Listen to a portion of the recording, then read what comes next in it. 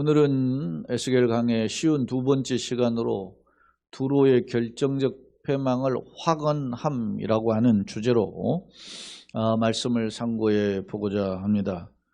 두로에 대한 심판의 경고가 26장부터 28장까지 이어지는 말씀들 중에 두 번째 시간이기도 합니다. 그렇다면 두로에 대한 내용들을 한번 좀 더 세분화해서 살펴보는 의미가 있는데, 오늘 그 두 번째 시간은 어떤 의미인지 한번 서론 부분을 통해서 한번 들여다보겠습니다. 본문은 두로에 대한 심판을 예언한 후에 주변 국가들의 반응을 기록하고 있다. 주변 국가들이 두로가 참 잘되고 형통했단 말입니다. 그렇게 잘 나갔다면 경제적 군사적으로 잘 나갔는데 이렇게 멸망한다 하니까 깜짝 놀랄 거 아니겠어요? 그들의 반응은 무엇인지. 자, 이는 두로의 멸망이 자신들에게만 아니라 주변 국가들에게도 매우 중요한 의미임을 알 수 있어요. 왜? 여러분, 잘 나가는 나라, 강력한 나라가 어느 한순간에 무너져요. 왜 그럴까? 그 의미를 오늘 말씀의 거울을 통해서도 우리가 살펴볼 수 있습니다. 이걸 현재에 꼭 대입하기가 쉽지는 않지만 그래도 하나 교훈이 될 수 있음을 알 수 있어요. 오늘도 세계적으로 좀 큰 국가들 건방 떨다가 절제 무너질 수 있다라는 것을 보여주는 거거든요, 이게. 자, 예컨대 하나님은 가장 강력하고 번성했던 두로를 심판하심을 통해서 만방의 하나님의 살아계심과 공의의 심판주이시며 통치자이심을 보여준다. 모든 만방의 하나님 누구신가, 하나님 어떤 분인가를 보여준다는 거예요. 두로라는 나라는 잘 나갔던 나라, 강력한 나라인데 그 나라를 심판하는 심을 통해서 첫째는 하나님의 살아계심, 그리고 두 번째는 모든 것을 심판하시는 분은 심판주이신 하나님이시다라는 것이고, 그 하나님은 생사화복과 우주 만물을 통치하시는 하나님이시다라고 하는 점을 보여준다는 것입니다. 그렇다면 그 심판 내용이 어떠냐? 그 내용 한번 들여다볼 필요가 있습니다. 모든 섬이 진동하고 놀랄 것인데 그 내용을 한번 살펴보자라고 하는 것입니다. 자, 오늘은 비교적 짧은 구절인데 그 내용을 한번 세밀하게 주어진 시간에 들여다보도록 하겠습니다. 먼저 15절인데 주 여호와께서 이같이 두로에 대하여 말씀하시되 네가 엎드러지는 소리에 모든 섬이 진동하지 아니하겠느냐. 모든 섬이라고 하는 것은 두로 주변에 있는 섬도 가리키지만 여러 나라들을 가리키는 거예요. 주변에. 왜? 두로와 함께, 두로가 어떤 나라입니까? 소위 향품 같은 거, 이런 염료 이런 것들을 가지고 장사하면서 돈을 많이 버는 나라예요.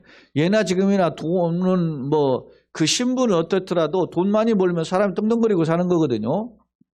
그러니까 그 돈을 통해서 부를 누리면, 돈을 그걸 다 뭐에 쓰겠습니까? 향락에만 쓰지 않죠. 자기들의 그 어떤 오래 살기 위해서 집도 좀 요새화하고 성도 쌓고 군사력도 키우고 이런 것을 한단 말입니다. 그러니까 당시 지난 시간에도 우리가 살펴봤지만 두로는 말이죠, 바위섬으로 요새화 딱 돼 있는 섬이에요.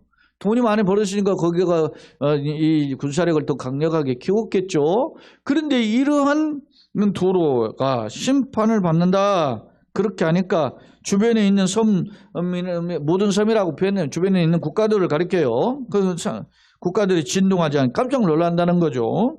그러면서 곧 너희 가운데에 상한 자가 부르짖으며 중용을 당한 자이라 그랬습니다. 이제 천연 요새이면서 난공불락의 강력한 성이었던 두로가 하나님의 예언으로 이제 심판을 받게 되어 무너질 것이다 하니까 주변국들이 말이지 당혹감을 가지고 두려움을 가지고 이제 긴장하게 떠는 모습을 살펴볼 수 있습니다. 자, 16절, 그때 이제 두로가 멸망하는 때죠. 그때 바다의 모든 왕들이, 주변에 있는 왕들이, 두로가 이제 해상국가니까 그 주변에 있는 나라들이 그 보좌에 내려 조복을 벗으며, 조복을 벗는다는 것은 슬픔의 표현이죠. 주변에 있는 나라들은 나름 말이죠, 두로 왕래하면서 힘을 얻었던 사람들이 깜짝 놀라 슬퍼하면서 옷을 벗어요. 그것을 이제 소위 상복을 입는 것과 같은 그런 슬픔의 표현이거든요. 수놓은 옷을 버리고, 이게 화려한 옷이죠. 비싼 옷입니다. 옷을 버리고 떨림을 입듯 하고 땅에 앉아서 너로 말미암아 무시로 떨며 오늘, 무시로 막 계속 계속 덜덜덜덜덜덜덜 떨게 될 것이다. 왜? 두로의 멸망에 그런 것이죠. 여러분 세계에 잘 나가는 나라가 어느 나라가 막 좀 쏜사갈 좀 망해봐요. 그래 옆에 있는 야 이러다가 우리도 그런 일 나가겠고 이런 걸 보게 되는 거 아닙니까? 여러분 똑같은 터키 지진이 일어나서 그런 일어나는 것들이 현상이 지구촌에서 뭐 영상으로 목격하고 있지만 그러나 여러분 보셔요. 우리 그냥 영상으로 보고 그러는가 보다 이렇게 생각할 수 있지만 거기에서 직접 지진 무너져가지고 한 사람들 목격한 사람들 보세요. 주변에서 아유 큰일 났다. 이러다 우리도 무너지면 어떡해. 이런 생각 안 들겠어요. 말이 그렇지. 여러분 5만 명이 죽었다며 5만 명이 죽었다면 어마어마 죽은 거예요. 여러분요. 우리 그 개념으로 보면 조금 뭐 읍이나 이런 소도시 이렇게 세우는 기준이 3만에서 5만 명 인구가 그게 숙대가 됐다고 하면 어떻게 되겠습니까? 제가 터키 그 출신의 그 분이 그렇게 인터뷰하는 내용을 들은 한국에서 사시는 분인데 터키 출신은 한국에서 오래 거주해서 뭐 이렇게 하시는 분인데 이분이 이런 표현을 하더라고요. 터키 무너진 것이 뭐 이런 뭐 그렇게 표현하다가 세종시, 논산시 뭐 그 주변에 있는 공주시 이런 도시들이 다 무너지면 4-5개의 도시가 무너졌다고 보면 됩니다. 이렇게 이야기를 하는 거예요. 어마어마한 재앙이구나. 여러분 두로라는 국가가 세상에 그 무역을 하면서 돈을 많이 벌어서 그래가지고 사람들이 부러워했단 말입니다. 그런데 한순간에 이렇게 망한다? 그래서 거기에 두로에 빌붙여서 상업을 하면서 돈벌이를 하면서 나름 살았던 사람들이 깜짝 놀라게 되는 거죠. 자, 놀랄 것이며 17절 그들이 너를 위하여 슬픈 노래, 이게 슬픈 노래가 일종의 애가죠. 노래를 불러서 이르기를 항해자가 살았던 유명한 성읍이요. 두로의 성읍이 이런 곳입니다. 많은 그 무역상들이 와가지고 거기 통해서 돈벌이를 했던 곳이니까 특히 두로와 시돈 땅에는 그 해상에 나오는 그 소위 말하면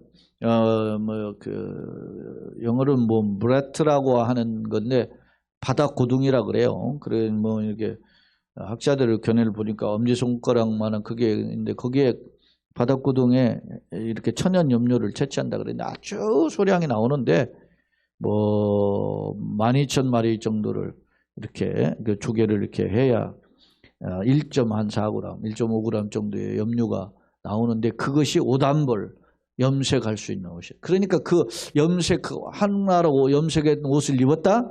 어마어마한 부자라는 거죠. 그것을 상징적으로 보여주는 거예요. 그러니까 누가 뭐 예를 들어서 자색 옷을 입었다. 그래서 자색 염료로 해서 입힌 거고 청색실은 청색 염료로 입혔는데 그 바다고둥에서 뽑은 것이 자색 염료도 있고 청색 염료도 있는데 청색 염료가 더 비쌌다 그래요. 그러니까 성경에 나오면 뭐 청색실, 홍색실, 자색실 뭐 이렇게 해서 섞어서 3색실로 이렇게 휘장을 짜잖아요. 그 성막의 첫 번째 천막을 치우는데 그게 3색실로 돼 있는데 그러니까 어마어마하게 비싼 것으로 짠 거죠. 그러니까 나름 최고 성막이지만 초라한 것 같지만 최고로 하나님께 영광을 돌리려고 했던 그런 이스라엘의 그 모습을 볼 수 있어요. 이건 하나님이 지시하심이지만 어찌됐든 당시 그렇게 이것저것으로 돈 많이 벌어서 잘 나가던 두로가 졸지에 망하는 것을 보고 그 주변국들이 그 비통한 마음으로 슬픈 노래를 부르서 애가를 부르면서 비통해 했던 것입니다. 그러면서 뭐라고 하느냐? 항해자가 살았던 유명한 성읍이여 너와 너의 주민이 바다 가운데에서 있어 경고했죠. 잘 나갔죠. 요새했죠. 천연 요새했단 말이에요. 해변의 모든 주민들이 눈을 두렵가했더니 어찌 그리 멸망하였던 거. 그렇게 잘 나가든 그렇게 말했는데 그렇게 잘 될 것 같아. 너는 절대 망하지 않을 것 같았는데 어떻게 그렇게 망했는가. 여러분 여기에서 우리가 뭘 배우게 됩니까? 아무리 세상 제자가 아무리 잘 나가고 아무리 화려해도 하나님 한번 부르뿌리면 그냥 끝이라는 것입니다. 그러니까 우리가 항상 하나님 앞에 주님 내가 주님의 은혜 가운데 있기를 원합니다. 나를 불쌍히 여겨 주시옵소서. 위해서 기도하기를 원하는 거죠. 이런 걸 통해서 배우는 거 깨닫게 해주는 거죠. 그러면서 네가 무너지는 그날의 심판날이죠. 섬들이 진동할 것이며, 섬들은 주변에 있는 국가들이 진동하니까 같은 그 어떤 공포감을 갖는 표현들입니다. 그것이며 바다 가운데의 섬들이 내 결국을 보고 놀라리로다 하리라. 그렇습니다. 제가 지난 주일에 지난 주말쯤에 이제 러시아에서 이렇게 일시 이제 귀국한 러시아의 이와라 선교사님을 만났어요. 제 미얀마 한만성 선교사도 있고 하니까 마침 그렇게 연결해서 같이 이렇게 만났습니다. 저녁에 만났는데 어쩜 뭐 그런 정치 이야기들 하는 건 민감하니까 좀 조심스러워하긴 하는데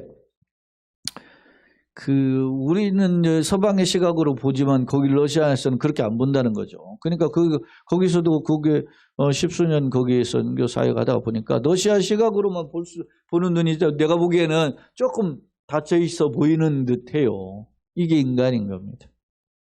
여러분, 네? 우리는 눈에 보이는 것, 귀로 듣는 것만 가지고 세상을 파악하고 분별해요. 근데 여러분, 말씀을 통해서 하나님의 세계, 하나님의 뜻을 깨닫고 세상을 볼 수 있는 눈이 그게 뭡니까? 능력이죠. 네? 그래서 우리가 하나님 말씀을 통해서 나를 바라보게 하시고 하나님의 세계를 깨닫게 하시고 그리고 내가 어떻게 살아갈 것인가의 방향성을 깨닫게 하여 주시옵소서. 이런 기도가 매우 중요한 거죠. 그런데 우리는 어떻게 삽니까? 세상 유행 따라 삽니다. 남들이 힘드니까 나도 힘들다고 하는 거야. 왜? 그렇게 나도 그렇게 살아야 되는구나 생각하는 겁니다. 남들이 저렇게 저거 갖추고 저러고 입고 저렇게 하고 먹고 사는가 그게 행복이라고 생각하는 거죠. 제가 이제 이제 오는 이제 새로운 주일을 준비하는 그런 마음으로 칼럼이나 어떤 설교를 이렇게 준비하는데 보니까 어떤 자료를 이렇게 찾다 보니까 일본 사람이 올린 기사에 대한 내용이 하나 있더라고요. 일본에서는 이렇게 주방장 특선으로 선별한 요리를 이렇게 주문하는 그런 게 있다는 거죠. 그게 이제 스페셜 어떤 식사예요. 그런 것처럼 한국에서도 그런 젊은이 MZ 세대를 중심으로 그렇게 하는 그런 식단들이 있다는 거예요. 근데 그거 보면 줄을 서 있다는 거죠. 줄을 서 있는데 그 가격이 적게는 15만 원, 보통 25만 원 이렇게 한다는 거예요. 어떤 경우는 스페셜한데 100만 원인데도 있다. 그 기사의 내용에 보면 그래요. 그랬는데도 그게 매진이 되고 왜 그러느냐. 그래서 일본 사람이 쓴 그 기사의 내용인데 거기에 보면 한국인들이 젊은이들이 허세가 많다. 뭐요? 누가 어디서 갑자기 생긴 겁니까? 우리 사회의 풍토가 그래. 우리나라가 허세가 강한 나라잖아요. 뭘 쫓아가요? 사대주의에 강한 나라 아닙니까? 큰 것을 선호하고 남 앞에서 말이지 음식도 먹지 않았는데 체면을 차리기 위해서 이쑤시개를 꽂고 잘 먹었다. 냉수 한 그릇 마시고 양반이 그런 체면 문화가 강하다고 옛날부터 그랬잖아요. 그것이 우리 저변에 여전히 버리지 못하고 있는 것입니다. 나는 그런 게 없는가 한번 돌이켜 볼 필요가 있어요. 과장된. 그래서 제가 오늘 새벽에도 이야기했지만 뭡니까 연예인들 토크쇼에 나가 하는 걸 들어보면 막 허풍이 너무 강하죠. 특히 남자들 경우 허세 거기 자기네들 거기다가 자막에도 넣어 허세 장렬 그렇게 해놓고. 여러분 세상 것이 이런 것들을 맛보고 경험한 사람이 고백이 하나 있어요. 누가? 솔로몬이 인생은 헛되고 헛되니 모든 것이 다 헛되고 다 헛되는 것입니다. 다 왜요? 우리도 옛날부터 하는 말이 있잖아요. 공수래 공수고 빈손으로 왔다 빈손으로 가는 것이 인생인데도 불구하고 사람들은 거기에 집착하다 보니까 거기에 따라가다 보니까 두루는 정말 잘 되겠지 형통하겠지 이렇게 생각한 거예요. 두루 자신은 물론이고 주변에 있는 성읍들이 말이죠. 그런데 두루가 황망하게 망하는 것을 보고 무너지는 날 보고 그 주변에 있는 섬들이 막 진동할 것이며 바다 가운데 섬들이 결국 그것을 보고 놀라리로다. 깜짝 놀라게 돼. 예? 여러분 지금은 구별이 안 돼요. 그런데 심판날에 오른편의 양과 왼편의 염소로 나눌 때 그렇죠. 알곡과 쭉정이로 분류할 때 예? 하나는 칭찬과 영광과 존귀를 받게 되지만 하나는 어떻게 슬픔을 이렇게 하게 되잖아요. 그런 것을 오늘 말씀의 글을 통해서 대변해 주는 것이죠. 자, 그 다음 두 번째 단락인데요. 자, 주 여호와께서 같이 말씀하셨느냐. 내가 너를 주민이 없는 성읍과 같이 황폐한 성읍이 되게 하고 두로에 대한 하나님의 심판의 선언 내용이에요. 주민이 없다, 못 사는 동네가 된다. 그냥 다 황폐하게 된다. 다 왜 짓밟힘을 당하는 거죠. 전쟁에 초토화돼요.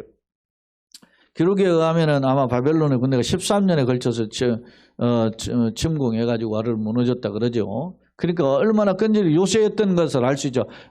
한두 달이 무너진 게 아니에요. 13년 만에 이렇게 해서 무너졌어요. 그러나 무너졌을 때는 초토화되고 많은 것을 알 수 있습니다. 예루살렘 성전도 말이죠. 그동안 그나마 남아있는 성전도 AD 70년에 돌 위에 돌 하나 남지 않겠다는 예수님의 예언처럼 말을 다 무너지잖아요. 로마의 디도 장군이 와가지고 다 짓밟아버리죠.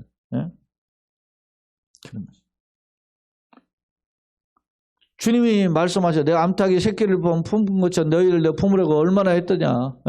예루살렘아 예루살렘아 이스라엘의 딸들을 향해서 막 이야기하잖아요. 그런데도 돌이키질 않아요. 왜? 모르니까. 자기는 잘난 것처럼 착각해요. 오늘날도 보면은 말이지 뭐 그러잖아요. 대통령도 자기가 뭐 다 하는 것처럼 하잖아요. 지도자는 판단을 잘하는 거지 자기가 모든 지식을 갖추는 게 아니거든요. 국가의 어떤 상황에서 이렇게 해서 적재적소에 국민의 민의가 어떤 것인가를 파악하고 미래에 나갈 어떤 것을 방향성을 제시하는데 하는 거지 지가 무슨 뭐 다 한다고 하면 안 된다는 거죠. 그런 것을 모르고 말이지 혼자만 하면 그것이 어떻게 해요? 민주정제가 될 수가 없어요. 안타까운 거죠. 많은 사람들이 왜 그런 습성이 남아있습니까? 그 독재 정부의 습성이 남아있기 때문에. 왕이나 봉건주의의 중세 이렇게 그런 습성 우리 계속됐죠. 왕정이 무너진 지가 오래됐는데도 불구하고 여전히 어떻게 합니까? 군사독재나 독재들 이런 것에 억압 속에서 살다 보니까 나도 그렇게 되는 것이 익숙해 있다는 겁니다.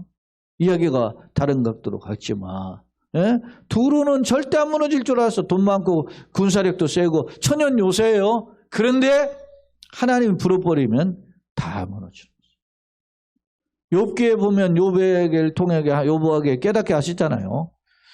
콧김으로 하나님의 콧김으로 바다를 물러가게 하신다 그러잖아요. 너는 이것을 아느냐?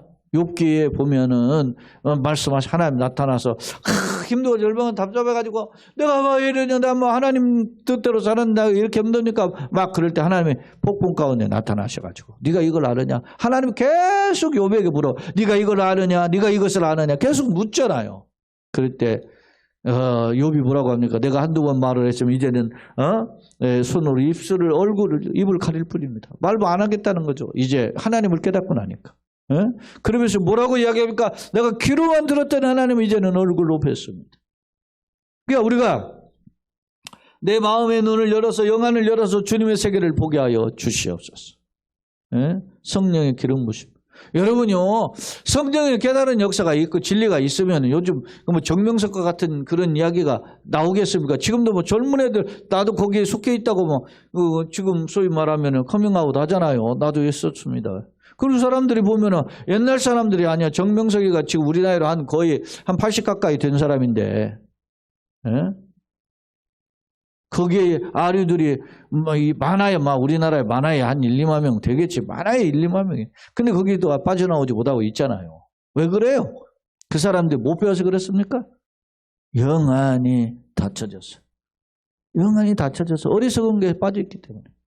자, 19절 20절 다시 보겠습니다. 주여 말씀이 같이 말씀하시나 내가 너를 주민이 없는 성읍과 같이 황폐한 성읍이 되게 하고 깊은 바다에 내 위에 오르게 하여 큰 물이 너를 덮게 할 때, 그게 일종의 마치 홍수처럼 막 해가지고 신물에서 막 쓸어가는 것처럼 그렇게 보일 때, 내가 너를 구덩이는 음부를 가녀, 스월과 같은 쉐월 뭐 이렇게 뭐 같은 의미인데, 같은 내려가는 자와 함께 내려가서 옛날 사람에게로 내려가냐. 옛적 사람은 누구예요? 죄악으로 심판받아서 멸망받은 사람들에게로 나아가게 하고, 너를 그 구덩이에서 내려간 자와 함께 그 땅 깊은 곳에로부터 황폐한 곳에 살게 하리라. 황폐한 곳이 어디입니까? 음부의 절망의 낙심과 좌절의 곳에서 살게 할 것이다. 예? 하나님 없는 화려함, 하나님 없는 세상적 부강함, 하나님 없는 세상적 인기, 명예, 이런 건 다 무너질 것이다 라고 하는 것입니다. 내가 다시는 사람이 거주하는 곳이 되지 못하리니 살아있는 자의 땅에서 영광을 얻지 못하리라. 화려한 것은 어떻게 해요? 마치 여러분이 아무리 화려해도 눈을 떠보면 사라지는 거, 그게 뭡니까? 봄에 일장춘몽 아닙니까? 봄날에 나른할 때 이렇게 가버려가지고 꿈을 꿨다가 깨보니까, 어느 학자가 이야기하는데 꿈 꾸는 시간이 3초에 불과하다 돼요. 3초 큰 걸 꾼 것처럼 느낀다 그러잖아요. 일장춘몽. 하나님 없는 것은 그렇습니다. 예?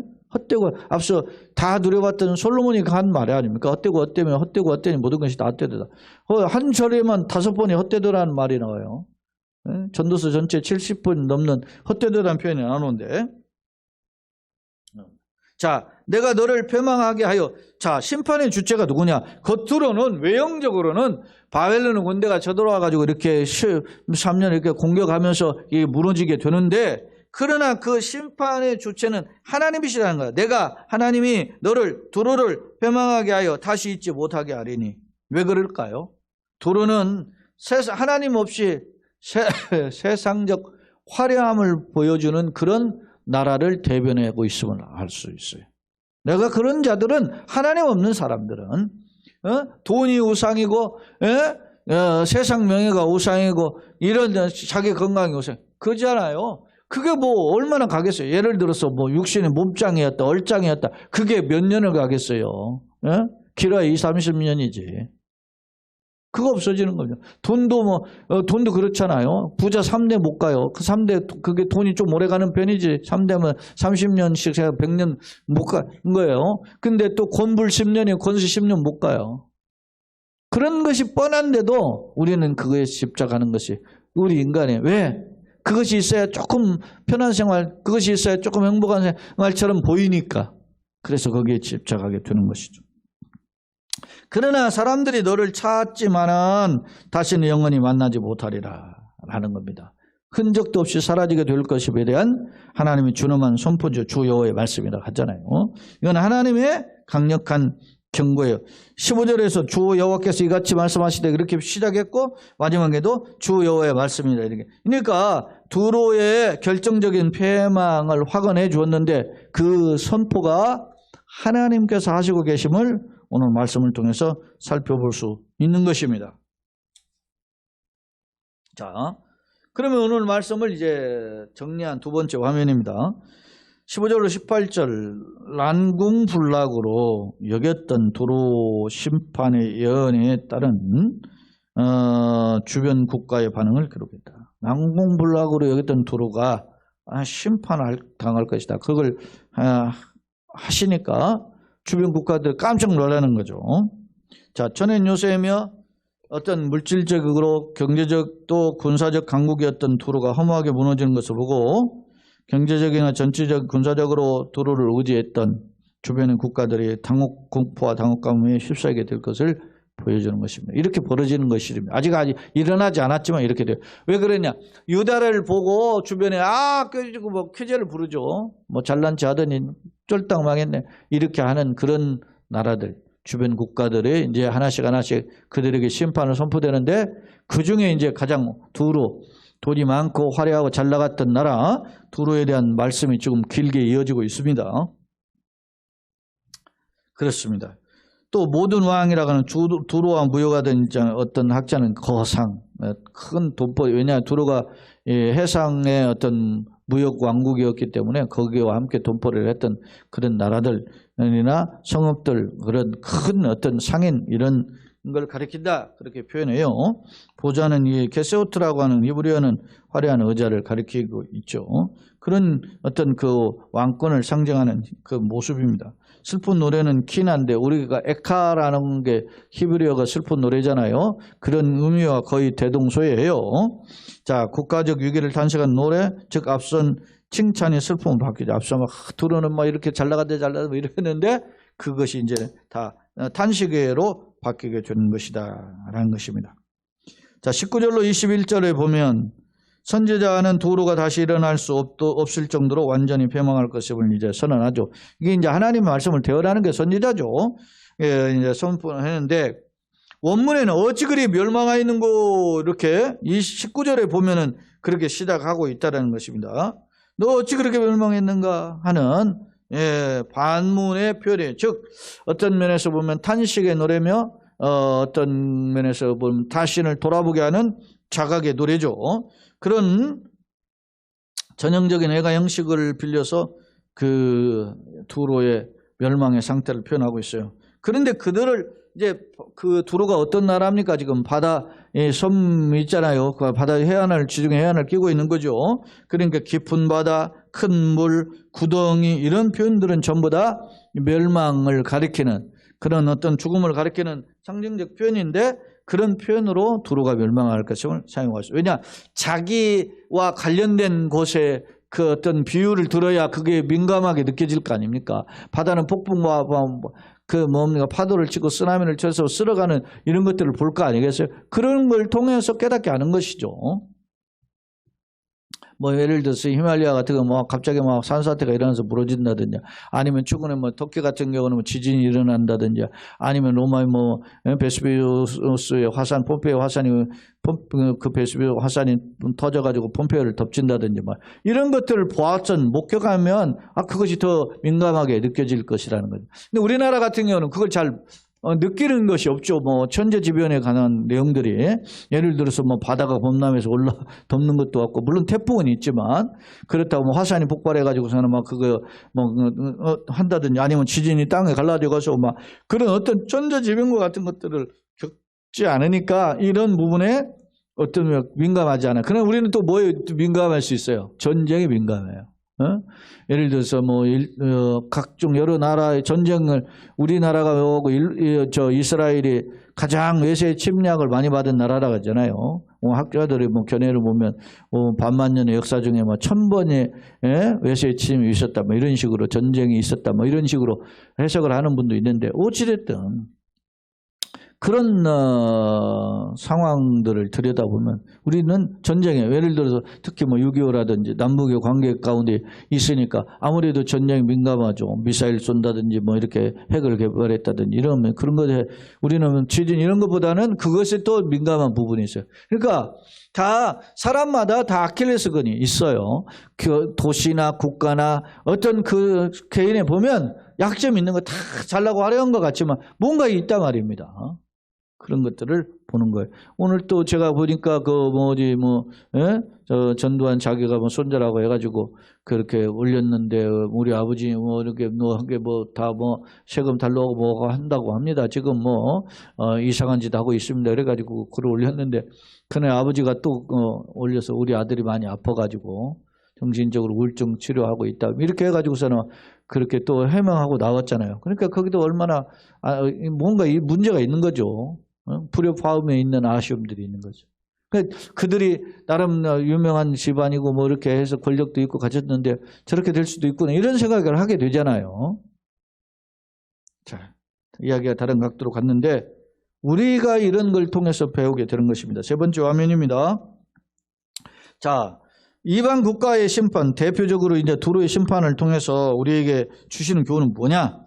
하나님 이스라엘의 하나님만이 아니고 세계의 모든 민족의 주인이다. 특히 성경에 보면 기원전 8세기, 7세기 기원전에 이제 역사나 하면 저희 기원전이니까 8세기가 더 전 시대죠. 그 다음에 7세기, 그 다음 시대인데 8세기는 700년대고 7세기는 600년대인데 8세기는 이사야나 아모스 선지자라든지 이런 선지자가 활동했을 때고, 그리고 7세기는 에레미야 선지자가 활동했을 때 아닙니까? 그때 이사야 선지자나 뭐 아모스 성경이라든지 예레미야 성경을 보면은 어떻게 합니까? 오늘 에스겔도 지금 에스겔은 그러니까 7세기 6세기 넘어오는 과정에서 있는 선지자잖아요. 근데 그게 보면 이스라엘의 심판뿐만 아니라 이방 국가의 심판도 기록되어 있단 말입니다. 그게 무슨 말입니까?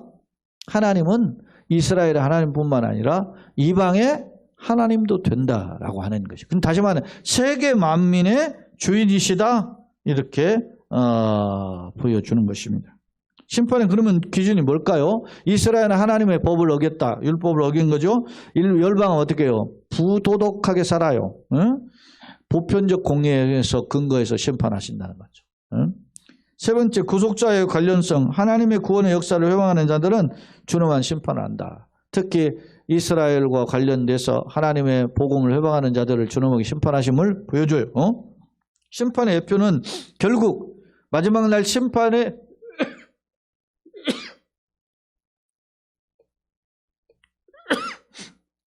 죄송합니다.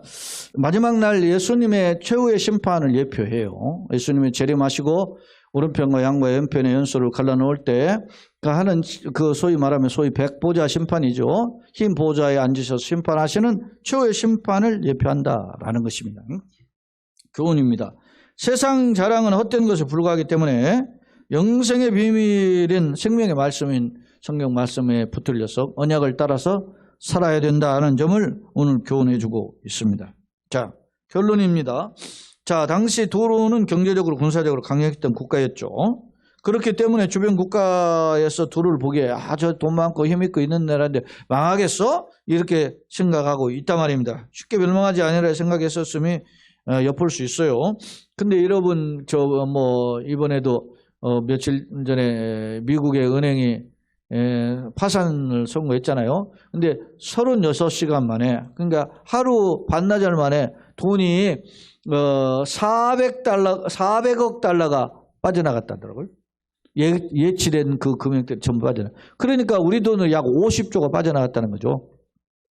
50조 원이 빠져나가니까 그냥 그 돈을 어떻게 왜 꺼냈어? 근데 이걸 왜 그랬느냐? 그러니까 실리콘밸리에 있는 세계적인 기업들, 유명한 벤처 기업들, 유명한 IT 기업들이 거의 다 모여있잖아요. 그 사람들이 돈을 받아가지고 거기다가 예금을 했는데 이게 불안하니까 어느 날 갑자기 인출해버리는 거야. 그러니까 금리가 막 날이 갈수록 막 가지고 5%, 0.5% 이런 식으로 올라가니까 불안하니까 거기에 자기에 있는 돈들을 일출하다 보니까 이렇게 됐다. 근데 그러면 이 사람은 이 은행은 그러면 가지고 들여놓은 돈을 가지고 뭐 이렇게 했을 거 아니겠어요. 그 돈을 주면 되는데 못 주는 거예요. 왜 못 줬느냐 알아보니까 그 돈을 예금한 가지고 미국에 채권을 샀답니다. 채권을 사면 만기가 되면 그 돈이 이제 불려서 이제 소위 말하는 돈을 예를 들어서 100원짜리를 뭐 예를 들어서 뭐 한 30원에 사면 만기가 되면 이제 100원이 되잖아요.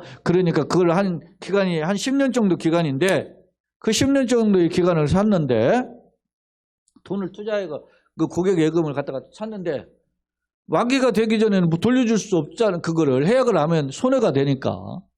그래가지고 결국 그걸 돈을 막 파산 직전에 돈을 해약해가지고 돌려줬는데도 못 줬다는 거잖아요. 여러분 이게 간단하게 이야기하는 건 이해가 됩니까? 말이 그렇죠. 50조. 50조. 우리 돈은 50조면 얼마요? 억으로 50만 억이에요. 네? 50만 억이 한순간에 하루 반나절에 그냥 날아가 버려요. 고객들이 매겼던 돈 불안하게 다 끊어요. 이게 그냥 상식적으로 되는 일입니까? 한순간에. 저는 이것이 딱 생각이 나요. 도로와 국가가 그렇게 화려한 나라가 어떻게 졸지망하느냐. 하나님 아시면 하시는 겁니다. 자, 하지만 도로에 대한 하나님 심판을 통해서 영구하고 안전한 나라가 없음을 교훈한다. 동시에 하나님 이스라엘은 물론 전 세계의 진정한 통치자이심을 깨닫게 하심을 알 수 있다. 그 근거로 본서만 아니라 이사야 성경이나 에레미야나 아모스 성경에도 이방 국가에 대한 심판의 예언을 살펴볼 수 있는데 이는 하나님이 이스라엘의 하나님만 아니라 우주의 주인, 전 세계의 주인이심을 보여주는 증거다라는 것입니다. 그렇다면 나는 하나님을 누구로 알고 있는가? 썩어질 것에 열광해요. 예? 뭐 우리 친구 목사, 미얀마 친구 목사가 제일 먼저 사람들 앞에서 연주하는 첫 번째 곡이 돈으로도 못 가요 그래요. 연주라는 게 무슨 곡인가 모르잖아요. 그러니까 이제 미얀마 말로 잘하는 이제 학생한테 이 곡이 첫 번째 연주하는 곡이 이런 곡입니다고 설명해 준답니다. 돈으로도 못 가요, 벼슬로도, 힘으로도 못 가요, 능력으로도 못 가요. 그냥 믿음으로만. 예수 믿으라는, 미얀마는 95%가 불교 국가 아닙니까? 실제로 미얀마에 가는 비행기를 타보면 절반이 승려들이래요. 야, 한국에서도 소위 우리나라 기독교 성경 유적지 답사 가듯이 가는 거예요, 미얀마로. 불교인데, 가는 사람. 그 절반이 있다. 한 번도 안 타봐서 모르겠지만 그렇다 하더라고요. 그런데 그 사람들한테 돈으로도 못 가요. 하나님의 나라를 연주를 한다니 얼마나 귀합니까? 자, 썩어질 것을 열광하는 시대에 능력의 주인이신 예수님과 함께 걸어감으로써 진정한 주님의 능력을 덧입는데 우리의 마음과 삶의 걸음에 머리끝에 발끝까지 오장육부 사제백제가 주님의 손에 붙들려 강건함과 회복됨과 또 앞서가 동행하신 그 손길에 붙들리는 은혜의 걸음이 되기를 예수님의 이름으로 축원합니다. 아멘.